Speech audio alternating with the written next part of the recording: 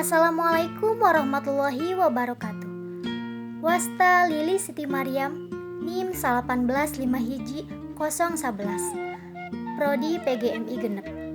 Abdi di dieu bade nyaritakeun dongeng Pabel Sasakala kuyang ngagagandong imahna.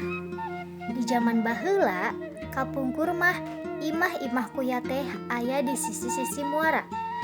Saban poe kuya gawena ngan ukur ngahuma.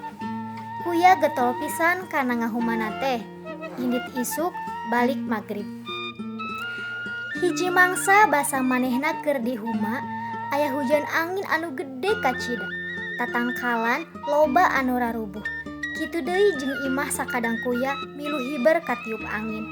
Brus weh ragrag kaleuwih. Sakadang kuya atuh sedih pisan. Barang balik imahna geus teu aya. Isukna kuya nyieun deui hiji imah anu tohaga supaya ulah kabawa angin deui. Hiji poe kuya balik ti huma tuluy masak keur dahar sore. Sabot masak manehna kacai heula. Keur dicai manehna nempo haseup ngebul dina suhunan imahna. Kuya gancang mareuman tapi geus teu kaburu. Tungtung namah kuya teh hing bae ceurik bari nempo imahna anu beak kabeulun.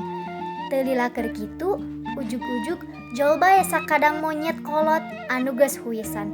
Eta monyet teh ngomong ka kuya, "Tong diceurikan sakadang kuya, nyieun deui bae imah mah." Tembal sakadang kuya, lain matak sakali ieu bae sakadang monyet.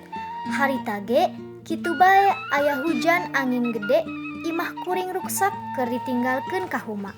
Kudu kumaha atuh akalna supaya hayang boga imah anu awet teh? Tembal deui ku sakadang monyet. Gampang atuh kuya, ngarah imah hayang ulah cilaka mah babawa bae ulah ditinggalkeun.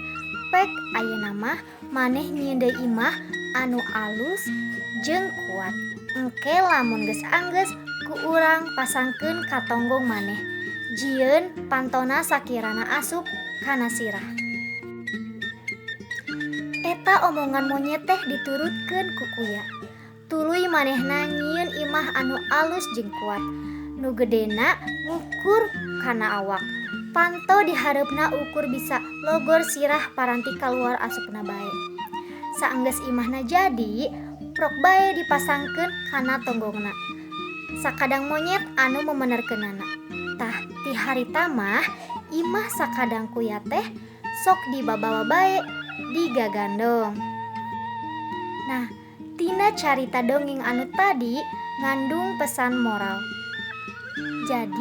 Jadi jalma mah kudu getol kos sakadang kuya, tapi tong gampang putus asa jeung teu boga akal. Sarta kudu daek babantu ka batur kos sakadang monyet. Hatur nuhun kasadayana. Wassalamualaikum warahmatullahi wabarakatuh.